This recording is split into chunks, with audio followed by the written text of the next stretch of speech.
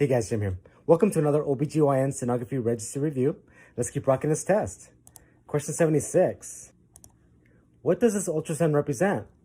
A, cleft lip, B, cleft palate, C, hypotelorism, or D, cyclopia?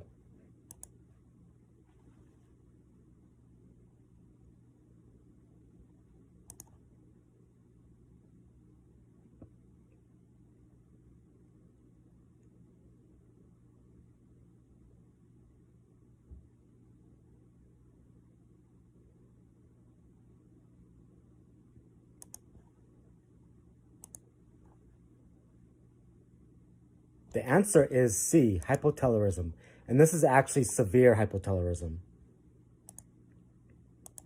Question 77. Click on the ICT or the intracranial translucency.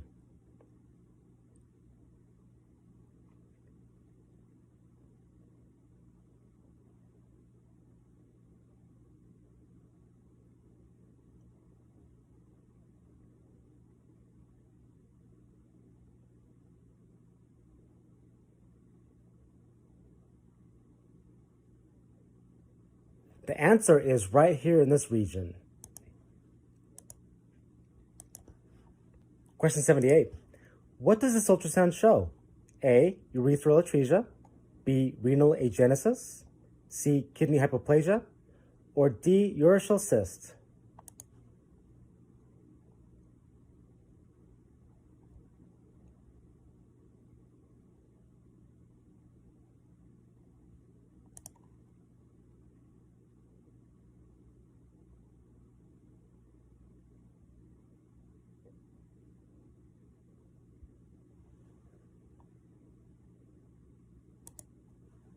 The answer is C, kidney hypoplasia. Question 79. What does this ultrasound show? A, hypertelorism and premature fusion of cranial sutures. B, microphthalmia and agenesis of the corpus callosum. C, micrognathia and iniencephaly. Or D, hypotelorism and lissencephaly.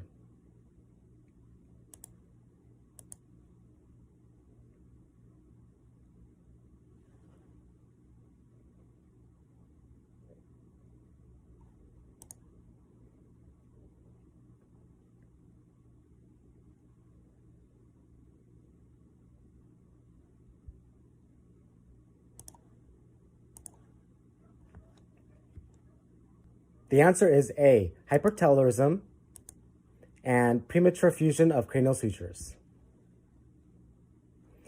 This patient here, this syndrome is associated with Apert syndrome.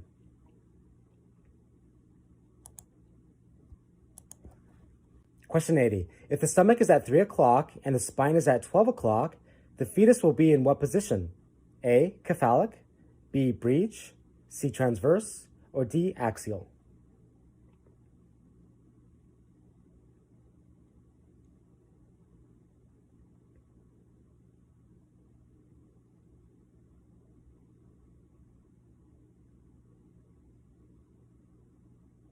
The answer is A, cephalic. Question 81. Click on the maxilla. Where is the maxilla on this image?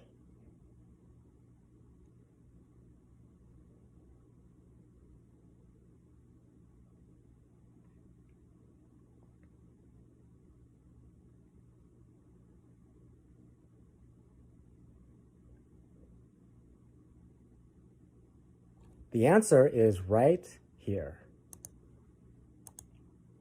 Question 82. Which is considered an abnormal endometrial stripe measurement in a patient who is postmenopausal? A, 0.6 centimeters, B, 4.5 millimeters, C, 4 millimeters, or D, 0.5 centimeters?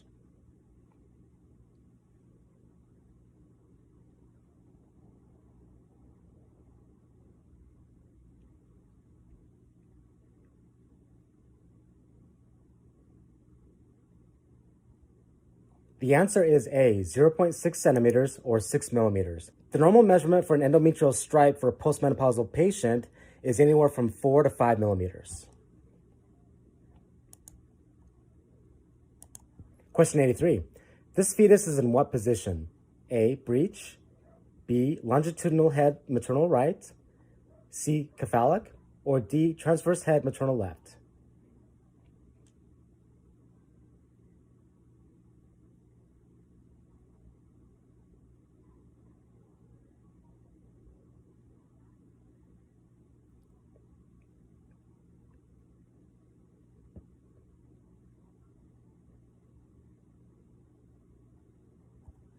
The answer is A, breech.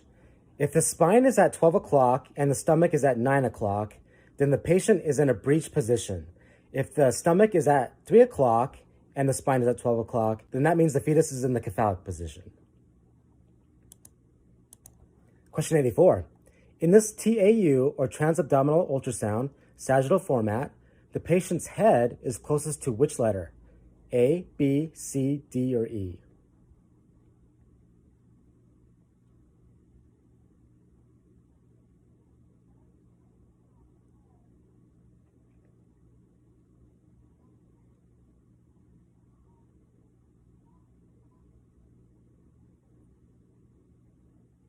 The answer is A, in this region here. Question 85. What does this ultrasound demonstrate? A, ectopic pregnancy, B, fetal demise, C, chorionic bump, or D, normal yolk sac?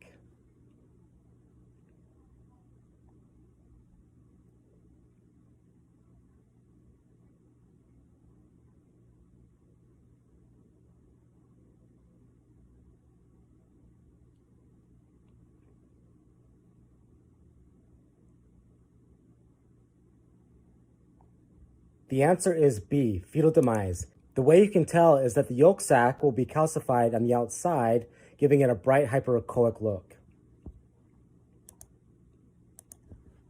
Question 86. Which is a typical myometrial cyst size in a patient with adenomyosis? A, 0.8 centimeters, B, 9 millimeters, C, 0.2 centimeters, or D, 1.2 centimeters?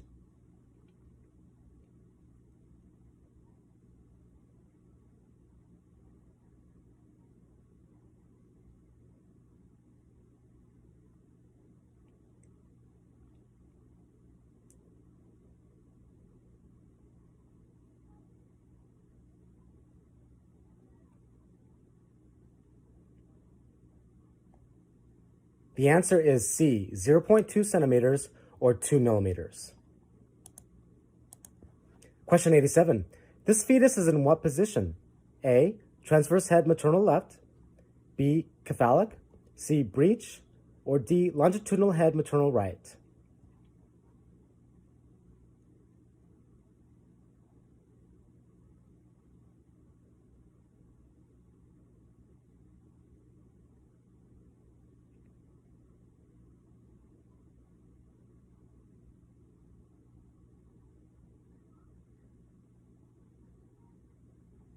The answer is B, cephalic. Because if the spine is at 12 o'clock and the stomach is at 3 o'clock, then that means the fetus is in the cephalic position. Question 88. If this ultrasound finding is measured greater than 6 centimeters, what will this patient be at risk of? A, amenorrhea, B, ovarian cancer, C, polyhydramnios, or D, infertility?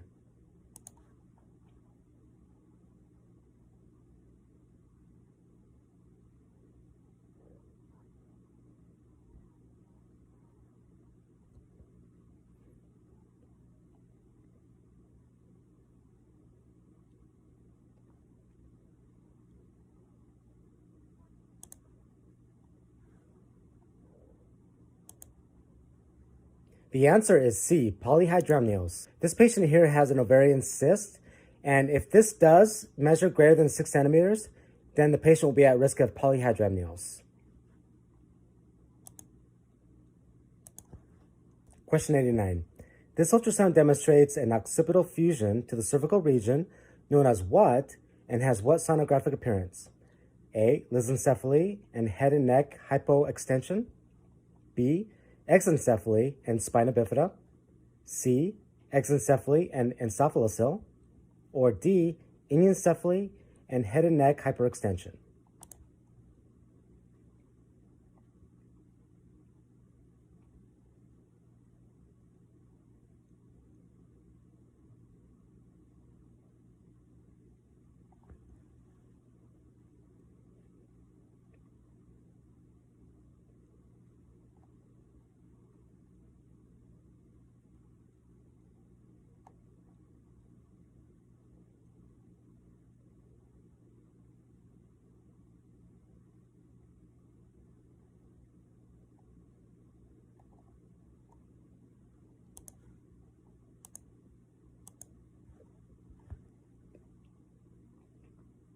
The answer is D, anencephaly with head and neck hyperextension.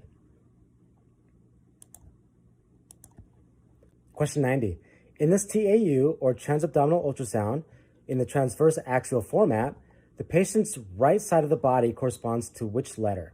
A, B, C, D, or E?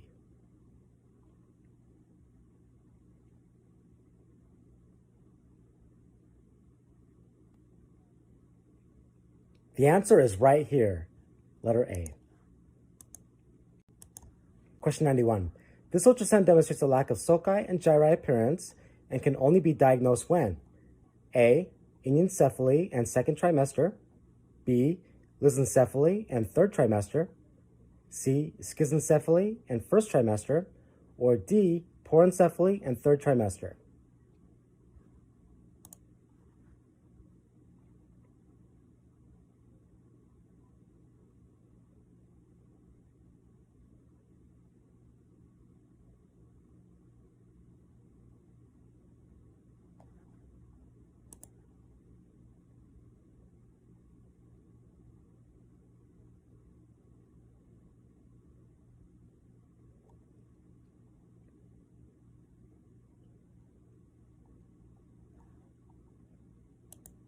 You can appreciate in this ultrasound that this area has a very smooth-like appearance to it, which is what you will see in patients with lissencephaly. And this can only be diagnosed in the third trimester. Question 92. Which is the best place to perform cord Doppler? A, proximal cord, B, mid-cord, C, distal cord, or D, all are equally the best place to measure cord Doppler?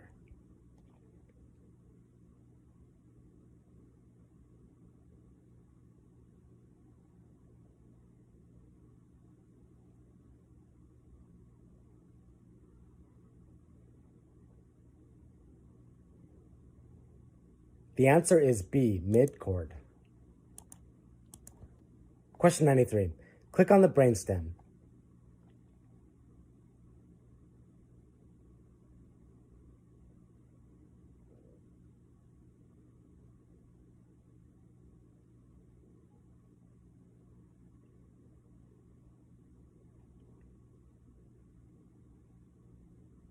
The brainstem is right here. Question 94. The normal cisterna magna measures between A, greater than 3 millimeters and less than 10 millimeters, B, greater than 3 centimeters and less than 10 centimeters, C, greater than 1 millimeter and less than 3 millimeters, or D, less than 1 millimeter.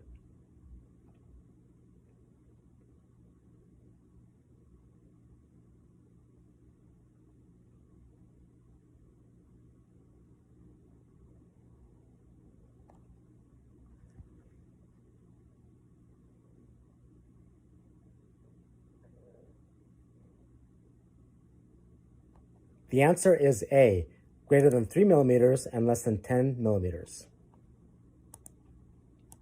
Question 95. What is the direction of blood flow?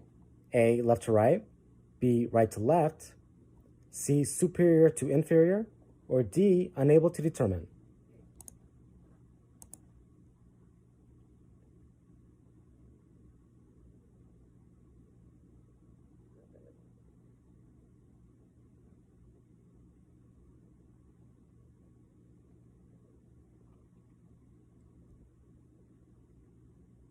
The answer is D, unable to determine, because this ultrasound is using power Doppler, which doesn't give you the capabilities of determining the direction of blood flow. Question 96. Click on the nasal bone.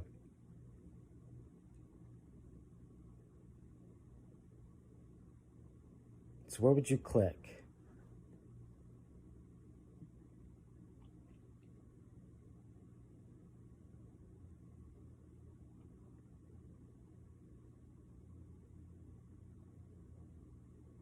This one you have to be very careful. You don't want to click on the actual nose because that would be wrong. You want to click on right there. That's the nasal bone.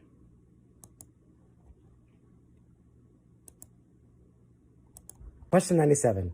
This artifact is the result of A, refraction, B, reflection, C, rectification, or D, rarefaction.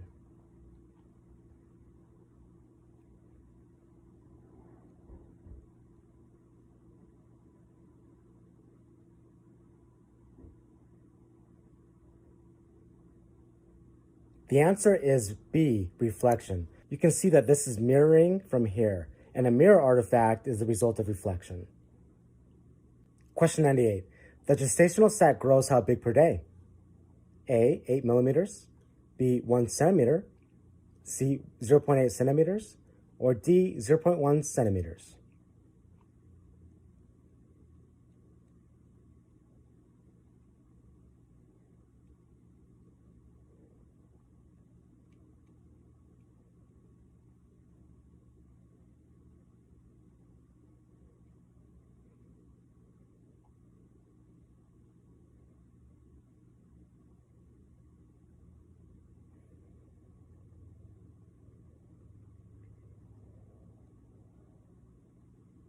The answer is D, 0.1 centimeters or 1 millimeter.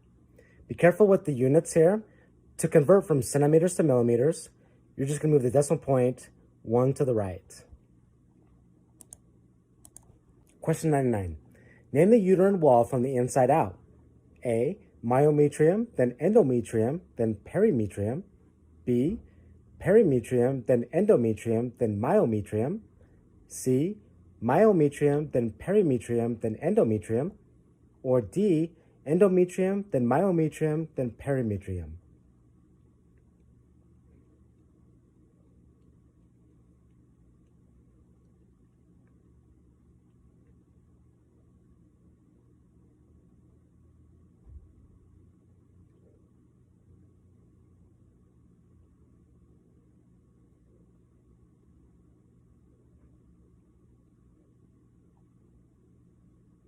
The answer is D, endometrium, then myometrium, then the perimetrium.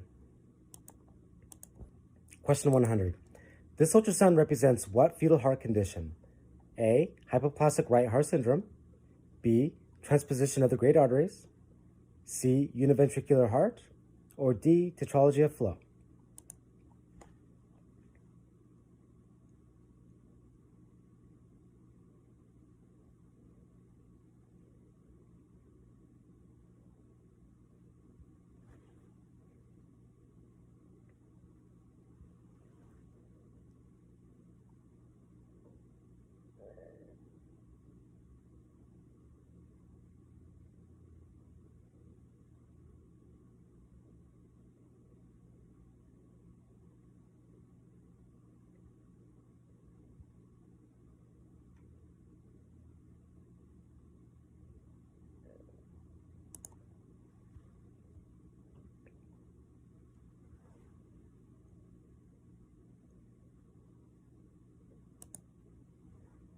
The answer is D, tetralogy of flow. And that concludes another 25 questions of this test. I do, however, have some bonus questions just in case you're taking your boards here pretty soon. So let's get started with that. Bonus question number 1. This artifact is the result of what? A, refraction, B, reflection, C, rectification, or D, rarefaction.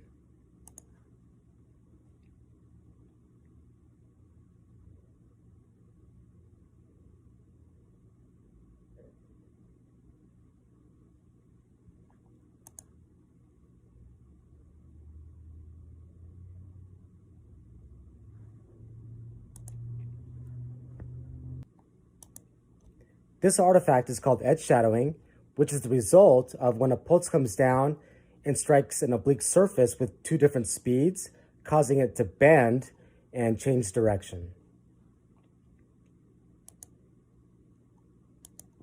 Bonus question number 2.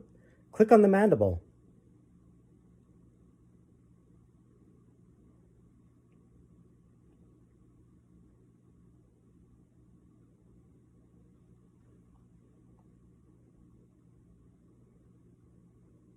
Make sure you know your anatomy.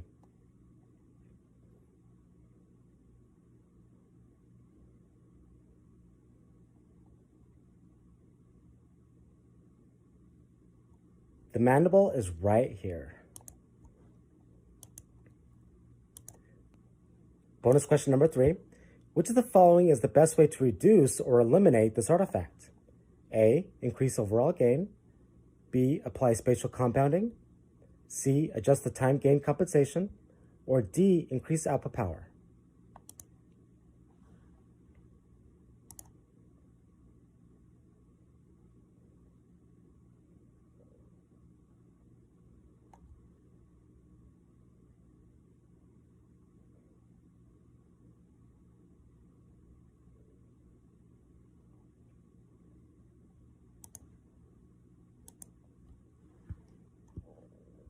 And you might get some physics questions on your boards.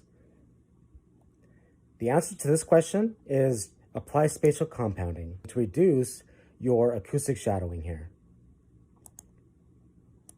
Bonus question number 4. Using this type of energy mode is susceptible to what? A. Reduce spatial resolution and aliasing. B. Reduce temporal resolution and flash artifacts. C. Reduce lateral resolution and mirror Doppler artifacts. Or D. Reduce contrast resolution and speed error artifacts.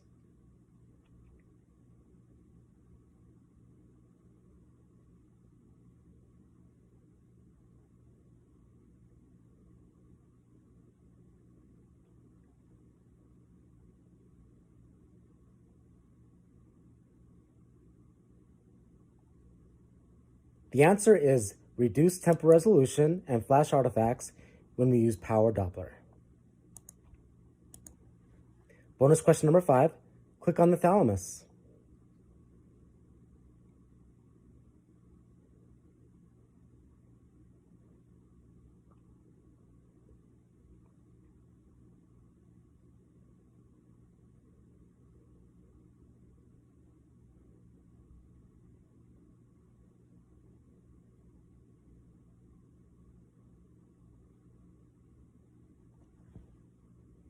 The thalamus is right here. Bonus question number 6. Which of the following is known as experiencing pain during intercourse? A. Dysmenorrhea. B. Dyspareunia. C. Dysuria. Or D. Dyschezia.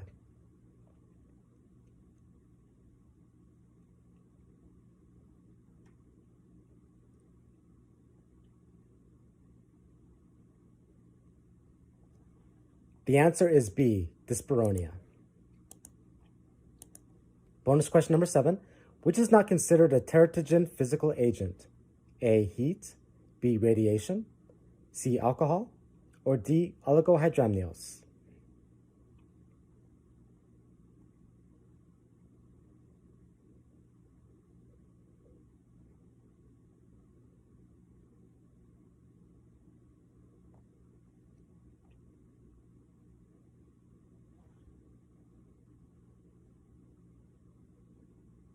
The answer is C. Alcohol.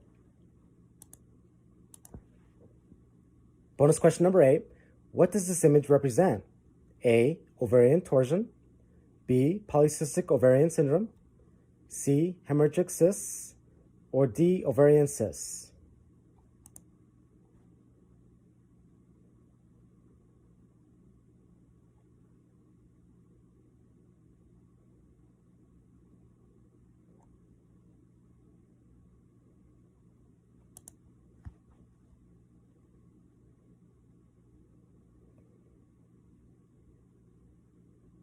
The answer is A. Ovarian torsion. And you can tell here by this waveform that the arterial flow is dampened?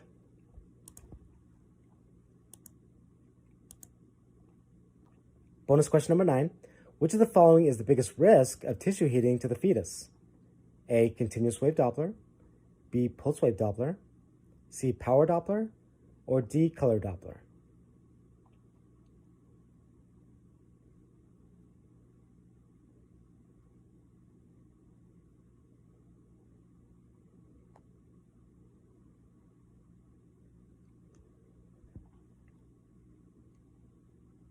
The answer is B. Pulse wave Doppler. Bonus question number 10. Which of the following is a common cause of placental abruption? A. Hypertension. B. Trauma. C. Drug use. Or D. All of the above.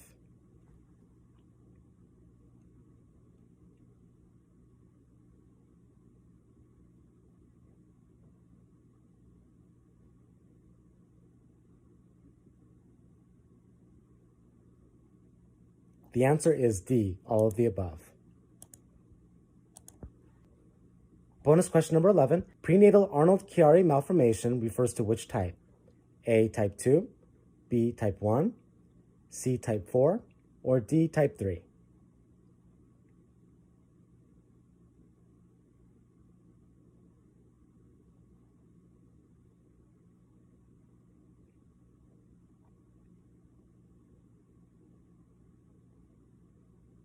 The answer is A. Type 2. And this will be our last question for this test. Which of the following keeps the corpus luteum intact and declines when no longer needed? A. Progesterone, B. HCG, B. LH, or D. prolactin?